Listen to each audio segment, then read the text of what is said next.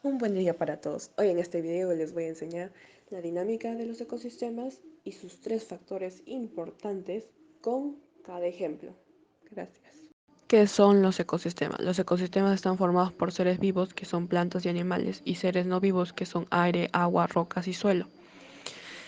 A los seres vivos se les denomina biocenosis y a los seres que no tienen vida se les llama biotopos. Estos conforman un ecosistema y estos están unidos a un medio. Los niveles tróficos. Los niveles tróficos son categorías de alimentación de un ecosistema. Los tres niveles fundamentales son los productores, los consumidores y los descomponedores. Los productores pueden ser plantas, algas y algunas bacterias. Son seres autótrofos porque transforman la materia inorgánica en orgánica utilizando la energía del sol. Además, después siguiendo con la pirámide están los consumidores. Los consumidores están formados por animales protozoos y algunos hongos y bacterias. Estos son seres heterótrofos porque consiguen la materia orgánica de otros seres vivos. También al último están los descomponedores. Son hongos y bacterias. Son seres heterótrofos que se alimentan de restos orgánicos de los seres vivos y transforman en materia inorgánica. Un ejemplo de nivel trófico sería, en el mar o en un pantano. Los productores son los fabricantes, los que fabrican su propio alimento, que son las plantas, algas o fitoplanctos. Estos van a ser alimento de los consumidores primarios, que son los peces, los caracoles o el saltamonte. Estos se van a alimentar de estas algas o plantas. Luego están los consumidores secundarios, que van a ser las ratas, que se van a alimentar de los saltamontes o también de los caracoles. Y entre los consumidores secundarios está el pato y otros animales consumidores como, como pájaros o garzas, que es un consumidor secundario exclusivo porque este se puede alimentar también de productores como las algas que están ahí o las hierbas, o también se puede alimentar de peces en el mar. Pero estos, a su vez, los consumidores secundarios van a ser el alimento de los aves carroñeras, como es la lechuza. Estos se van a poder alimentar de los consumidores secundarios o de los consumidores primarios, o si no hay ninguna de esas dos especies, van a ir de frente a comer hierbas o plantas. Y así se produce el nivel trófico en el mar o en un río o en un pantano. Un segundo ejemplo, en un bosque o en la selva, puede ser que los productores sean las plantas y estos van a ser el almuerzo de los consumidores primarios. Los consumidores primarios vendrían a ser los caracoles o los saltamontes. Estos caracoles o saltamontes son el alimento de los consumidores secundarios, que son el sapo, la paloma o la musaraña, porque bien la paloma puede consumir los productores o puede comer algún insecto como el saltamonte, o también la rata puede comer al saltamonte, o el sapo puede comer al saltamonte o a diversos insectos como mosquitos, o también lo puede comer el caracol y viceversa. Después vendría un ave carroñera, que sería el halcón. El halcón, sus alimentos serían los sapos o las palomas o las ratas, que vendrían a ser los consumidores secundarios. O también se puede alimentar de saltamontes si no hay en caso de esas especies. O también puede consumir las plantas que están en los diversos pantanos o en los diversos bosques de la selva del Perú. Y así se forma un segundo ejemplo de nivel trófico. Otros dos ejemplos que les voy a mencionar en este video es el ejemplo A, que va a ocurrir a nivel del mar, y el segundo va a ocurrir a nivel de bosques o de lugares que tengan vegetación también. Pero en el nivel marino va a ocurrir que los productores van a ser las lechugas del mar o algas o fitoplanctos. Estos van a ser el alimento de los mejillones, la lapa o los erizos. Pero a los mejillones y a la lapa y a los erizos del mar van a ser el alimento de las estrellas de mar o de los cangrejos. Pero el caracol también se puede alimentar de un mejillón, de una lapa o un erizo también. Pero estos consumidores secundarios, como el estrella de mar y el caracol, van a ser comidos por las gaviotas que rondan por el nivel del mar, que rondan hasta encontrar un alimento. Se van a alimentar de las estrellas de mar, de los cangrejos, de los caracoles. Y así es como se va a producir una cadena de nivel trófico en el mar. Otro ejemplo en la B sería en el bosque. Este va a comenzar por sus hojas, por sus hierbas o por piñas que hay así como alimento productor.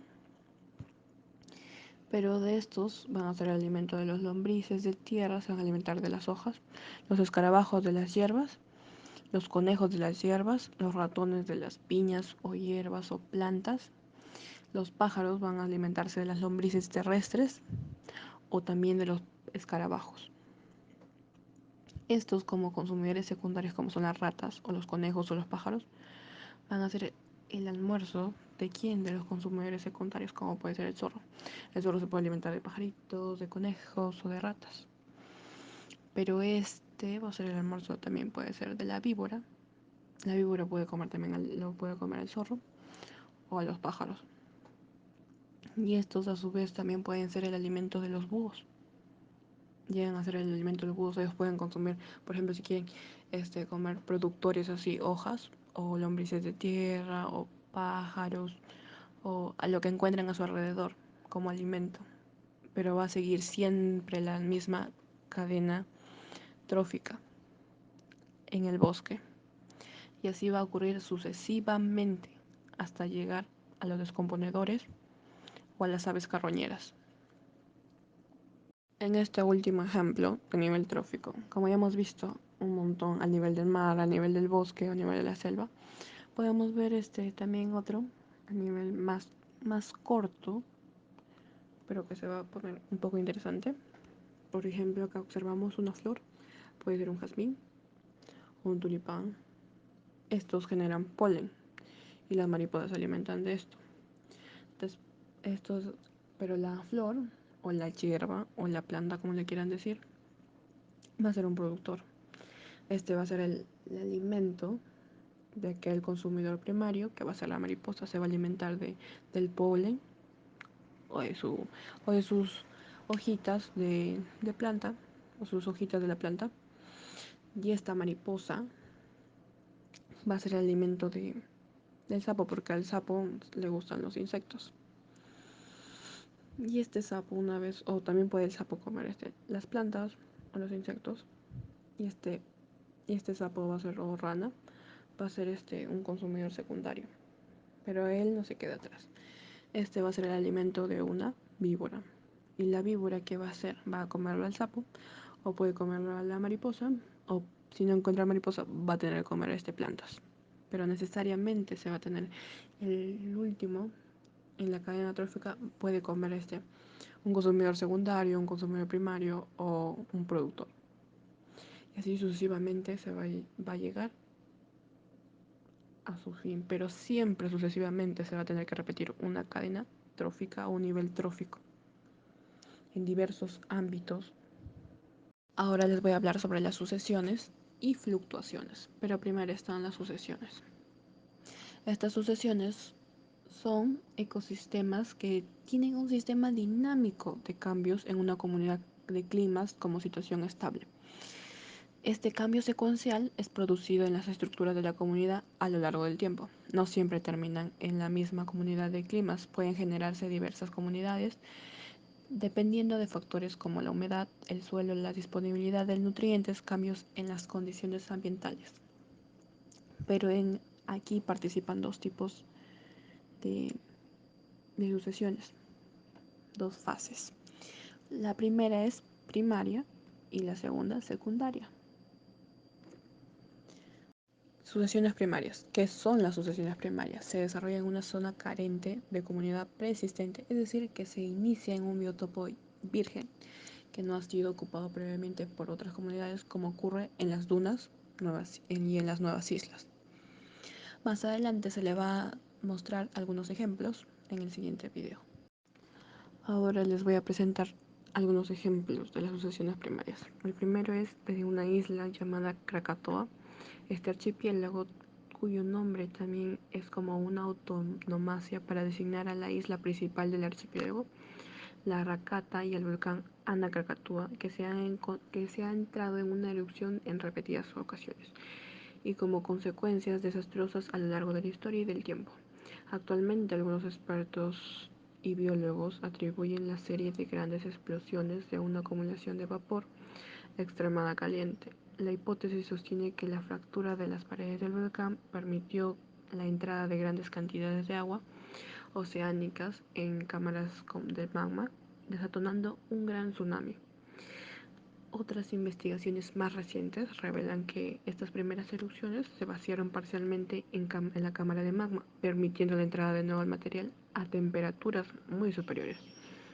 Este proceso generó gases que a su vez incrementaron la presión en la cámara magmática de manera muy incontrolable, lo que se sumó al efecto de la mezcla entre el magma reciente y el ascendente. La combinación desató energías cataclísmicas. En diciembre del 2018, una erupción azotó al Ana Krakatoa. Como consecuencia de esto, el cono volcánico colapsó por completo, dejando un cráter que contiene un lugar en su interior. Si una nueva erupción hiciese un nuevo cono volcánico ya ocurriese, lo más probable es que se dejaría de denominar Ana Krakatoa y se pasaría a denominar Kuku Krakatau o nieto del Krakatota de Indonesia. Surtsey en Islanda, que significa isla de Sur, isla volcánica, está situada aproximadamente en 32 kilómetros de la costa meridional de Islandia, cerca del archipiélago de Vestmannaeyjar.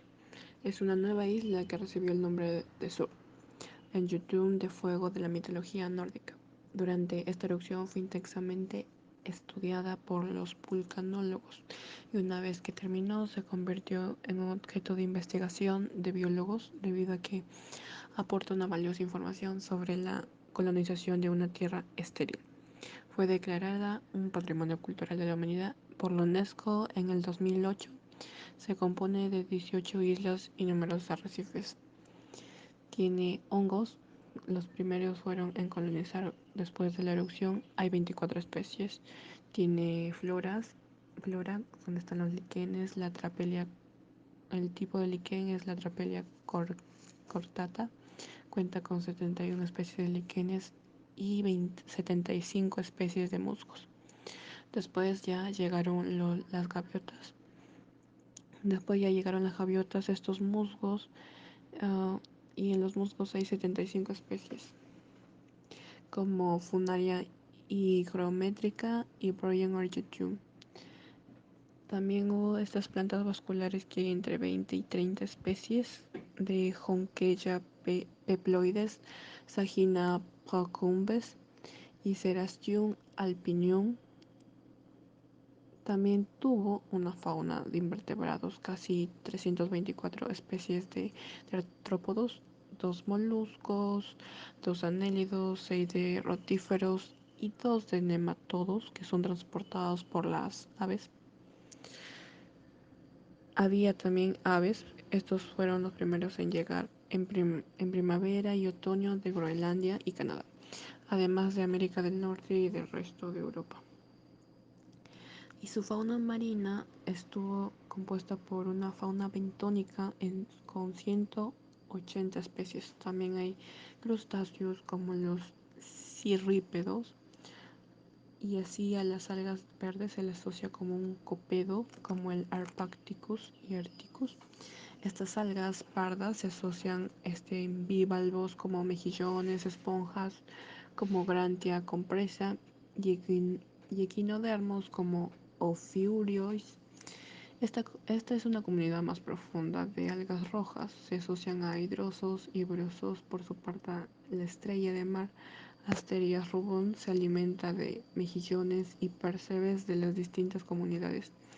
A partir de los 25 metros de profundidad del fondo marino es de arena y solamente se encuentran corales como Allium digitatum e hidrosos como Ectopleura larynx, que estos se alimentan de Nudibranchius.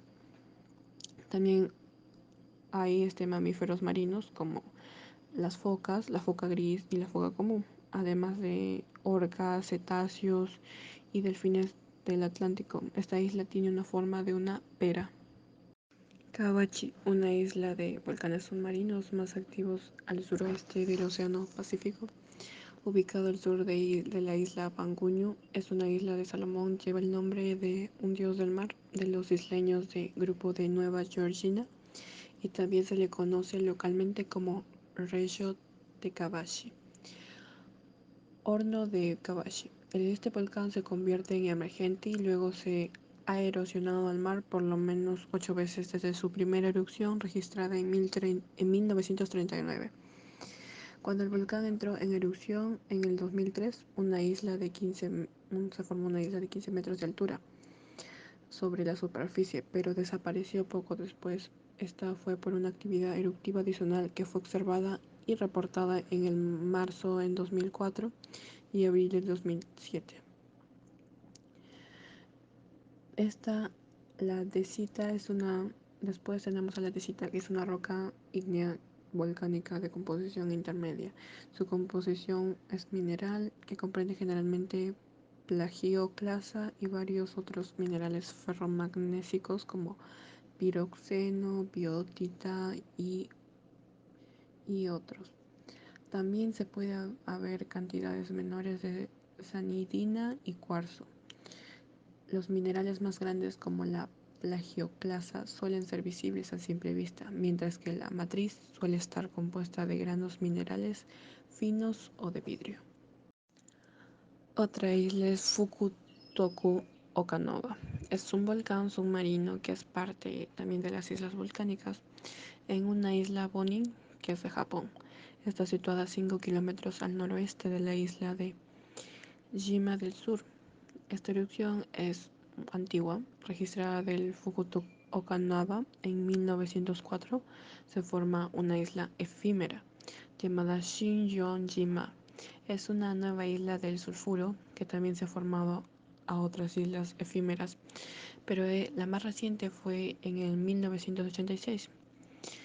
La erupción más reciente de esta isla fue en el 2005, cuando la Guardia Costera japonesa vio vapor elevándose hacia 1 kilómetro sobre el mar y agua también decolorándose alrededor del área en la extensión de 1 kilómetro. Wanaguhu es un volcán submarino situado a unos 400 metros del lecho marino que está bordea a las islas de Sangihe en Indonesia. Durante sus erupciones formó diversas islas efímeras que se recuerda en 1835 de 90 metros de altitud que desapareció en torno a 1848. Otra que ha surgido es una de 50 metros que existió entre 1889 y 1894. Y una última que sucedió en 1919 y 1935. Otro ejemplo, Millon Shisho, volcán submarino que se encuentra a 450 kilómetros al sur de Tokio, sobre la cresta de Izu o Wasahuara. En las islas de Izu, a partir de 1869, hay registros de actividad volcánica. Desde entonces ha padecido erupciones volcánicas. Las más fuertes se produjo por la aparición y desaparición de una pequeña isla. El nombre que le fue puesto fue en honor de un barco de pesca cuya tripulación presentó por primera vez una mayor erupción volcánica en 1952.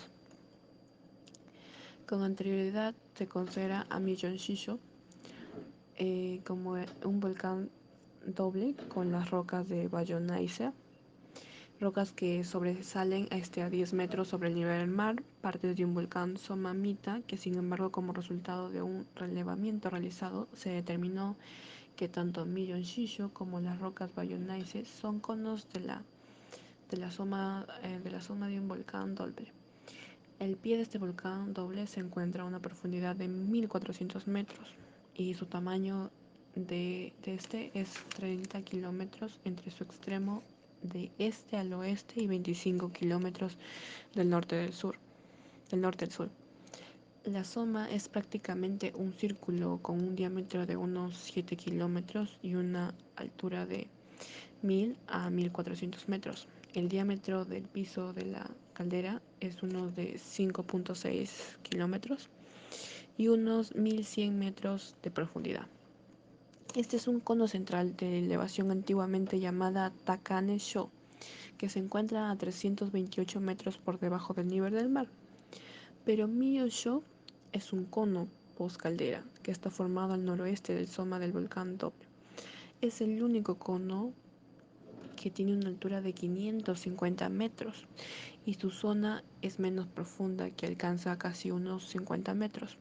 Se ha obtenido una grabación que muestran los biólogos la presencia de burbujas cerca de su cúspide, como también un micro terremoto cerca del Millón Show, con lo cual se comprobó que este volcán aún permanece activo, aunque con una actividad ya menor. Ahora voy a pasar a la asociación secundaria. ¿Qué es la asociación secundaria?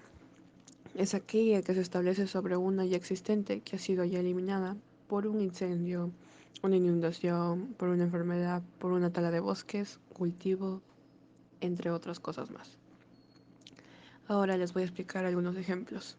Un ejemplo en sucesiones secundarias es la tala de árboles en el Amazonas. Esta es debido a que se pierde un montón de árboles y fauna como es indiscriminada por la madera tropical en Pucallpa, Ucayali.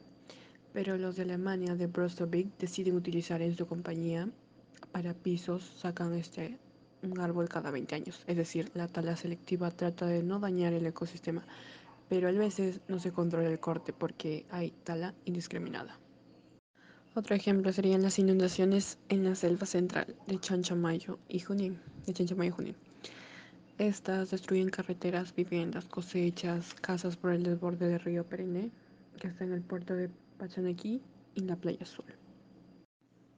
Otro ejemplo, los incendios en el Amazonas. En Brasil empezó el incendio forestal, duró 3 días que no se podía apagar. Parecía el apocalipsis que dañó toda la selva, afectando a los animales y plantas. Afectó también a Bolivia un 29 de agosto del 2019. Estos incendios forestales quemaron la mayor parte de la vegetación y así consigo mataron animales que no podían huir del área. Sin embargo, sus nutrientes regresan al suelo en forma de ceniza. Otro ejemplo serían los huaicos en Trujillo. Fue en marzo del 2017, la tercera semana de lluvias antes de las inundaciones, se observó una enorme nube negra en el cielo que afectó a Trujillo. La lluvia vino con truenos y relámpagos en esta zona costera, provocando así inundaciones. Hubo 7 huaicos y precipitaciones no solo en zonas urbanas, sino también rurales. Interrumpió el pase vehicular. El más recordado fue el 19 de marzo, que causó bastantes pérdidas. Varias personas perdieron sus casas. Actualmente se vienen monitorizando las quebradas y restablecimientos de lo que se dañó. Ahí se muestran algunas imágenes de algunas cosas que provocaron los huaicos. Otro ejemplo sería la contaminación del río Locumba de Tacna.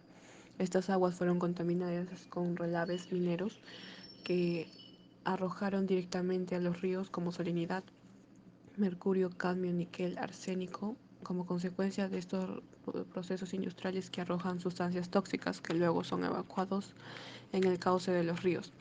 En muchos casos, la desaparición de la fauna hidrobiológica de los ríos de la costa principalmente es debido a la infestación de los cauces de río de contaminantes, como ha sucedido en la región sur del país en el caso de la desaparición del camarón del río Locumba de Tacna, debido a la deposición de relaves mineros que realiza la Southern de Perú Copper Corporation, producto de sus operaciones mineras de Toquepala y Cuajone. Las fluctuaciones, ¿qué son? Son un cambio cíclico en el número de individuos de una población a lo largo de un determinado periodo. Es posible distinguir dos tipos de fluctuaciones: la fluctuación regular, también conocida como fluctuación cíclica, que se produce cuando existen periodos estacionales, como etapas de crecimiento que suceden en épocas de contracción. Y las fluctuaciones irregulares Estas se determinan por modificaciones que no son periódicas y que obedecen a alteraciones que no son habituales. En la siguiente página veremos algunos ejemplos de fluctuaciones. Aquí les voy a presentar el primer ejemplo de fluctuaciones. En esta imagen se puede observar cómo los efectos no lineales del clima sobre una población de roedores, un depredador migratorio, hace de correa de transmisión. De tales efectos, una especie de ave rapaz, esa migratoria, se alimenta de roedores en dos localidades diferentes, una en verano y la otra en invierno. La abundancia de roedores en la región de invernada depende de un factor climático determinado. Por lo tanto, si las rapaces limitan la proliferación de estos roedores en su hábitat estival, el factor climático que determina la abundancia de presas del hábitat de invierno, esta puede actuar como un efecto no lineal sobre la población de presas en el hábitat de verano del depredador. El tamaño de la población de presas del hábitat de verano cambiará según cierta función cuando el clima de la zona invernal sea de C menos C, como se observa en el gráfico, y conforme una función diferente cuando el clima sea C menos C, si debido a este cierto estado del clima durante el invierno hay pocas presas, la densidad de estos depredadores va a bajar, o sea, será baja, ¿no? Y las presas en las zonas de verano estarán limitadas por algún otro factor como comida, nidos, etc. Pero si estos depredadores se multiplican en invierno gracias a la abundancia de presas, las presas del hábitat de verano podrían estar limitadas por el depredador y su población crecería o decrecería de otra forma para un tamaño poblacional dado B. En el siguiente gráfico vemos la oscilación del Atlántico Norte que tiene un efecto no lineal sobre la dinámica de los alces y los lobos Canis lupus de la isla Royale. Durante los años con valores negativos en azul es de un índice que caracteriza el estado de la oscilación. Los lobos cazan el triple de alces que en los años de valores positivos que están en rojo, en los que la capa de nieve es menor y las manadas más pequeñas. Desde el punto de vista de los alces, la oscilación tendría efectos no lineales. Durante los años de índice positivo, que está en rojo, la población de alces estaría limitada por los lobos y regulada por el espacio libre que estos dejasen, mientras que durante los años de oscilación negativa, que está en azul, estaría limitada por la disponibilidad del alimento y la competencia intraespecífica. Por eso tendría pues efectos no lineales del clima. En este ejemplo de este gráfico vemos a las sardinas del Pacífico Oriental están sujetas a cambios climáticos asociados al recurrente fenómeno climático El Niño de oscilación austral. Durante los años de alta productividad, la niña y años normales, las poblaciones de sardinas estarían limitadas por la alta mortandad de huevos, larvas y juveniles debido a la abundancia de depredadores en el sistema de la corriente de Humboldt. Cabe de esperar entonces que la tasa T de cambio de la población se atenga a una función de la densidad de la población, caracterizada por un punto de equilibrio a baja densidad, donde el factor limitante sería el espacio libre de depredadores y la competencia por dicho espacio establecería entonces el mecanismo de regularización poblacional. En los cálidos episodios del Niño decae la producción de primaria y las sardinas se ven más libres de los depredadores. La población de sardinas alcanza entonces un nuevo equilibrio, dominado por la limitación de alimento. El mecanismo de regulación es la competencia por el alimento. Otro ejemplo vemos en este siguiente gráfico. Las relaciones entre competidores directos es cuando dos especies que usan una misma manera de recursos idénticos no pueden coexistir en el mismo medio. O sea, puede ser que la mejor adapta y elimina a la otra. Así como se ven los gráficos, el crecimiento de las poblaciones aisladas y el crecimiento de poblaciones juntas. Solo se trata de que una se adapta y elimina a la otra. Otro ejemplo sería, como se observa en el cuadro, 2. Una estrategia de reproducción de las tasas de mortalidad elevada y alta de mortalidad de las crías. Se observa tritones y a peces como la estrategia R. Esta tiene conforme sus... Esta tiene alta tasa de reproducción, organismos de pequeño tamaño, de baja biomasa, ciertos biológicos cortos, colonización rápidamente de medios inestables, no cuenta con mecanismos para limitar su reproducción a la capacidad de sustentación o de carga de su hábitat. La otra, que se ve en la imagen, sería la tasa de mortalidad baja, pero de baja mortalidad de crías, como los canguros o osos, que son la estrategia acá. Estas tienen, como tienen baja tasa de reproducción, tienen organismos de gran tamaño, de alta biomasa, ciclos biológicos largos, longevos, asentados en ambientes maduros, poseen mecanismos para limitar su reproducción y ajustarla a la capacidad de sustentación o de carga de su hábitat. Otro ejemplo seguiría el equilibrio entre el depredador y la presa, por ejemplo el alce y el lobo. Al, al aumento del número de alces le sigue el aumento de población de lobos. Al aumentar la población de lobos, desciende el número de alces. Y si desciende el número de alces, lleva a la disminución de la población de lobos. Como se observa en el ejemplo, ¿no? El alce es de color celeste y el lobo es de color rojo. Se refiere a que si aumenta el número de alces, aumenta la población de lobos. Si desciende la cantidad de alces limitantes, desciende la población de lobos. Así como se ve claro en la imagen. Espero que este video les haya servido de mucho y que les haya ayudado en sus tareas. Gracias, nos vemos en la próxima y no olviden de suscribirse y darle like a este video y si les gustó o si tienen alguna pregunta, solo comenten. Gracias.